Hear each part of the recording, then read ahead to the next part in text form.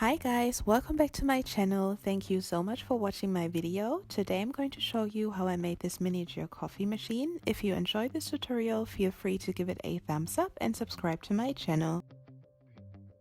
I'm using an empty plastic container. You don't need a container that looks exactly like this, as long as it is about the same size and it is see-through. You'll have to trace the shape of the container on paperboard and then cut out the circle. Since the paperboard that I'm using is quite thin, I'm stacking a couple of them together. Now cut out 3 or 4 rectangles depending on the thickness of your paperboard. Mine are 4.5 centimeters wide and 5 centimeters long, and attach the first one to the edge of the circle using hot glue, and then add the rest of them using a regular glue stick.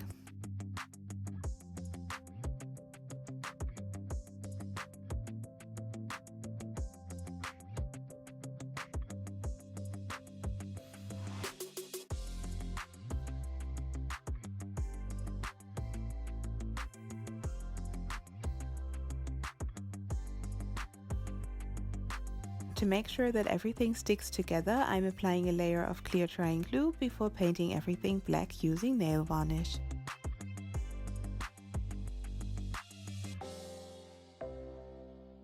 Now you have to cut up the container you used earlier to make a coffee pot. Trace the shape on a non-sticky surface like baking paper and then fill in the circle using hot glue. Place the round container on top, making sure that the edges are fully covered in hot glue. Wait for everything to dry and then remove any excess.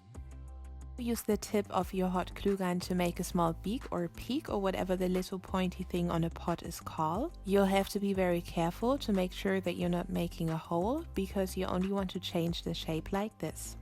Now fill in another circle on baking paper using hot glue. As you can see, I'm leaving out the part where the beak is supposed to go, since I don't want the opening to be closed. And you also need to leave a big hole in the middle.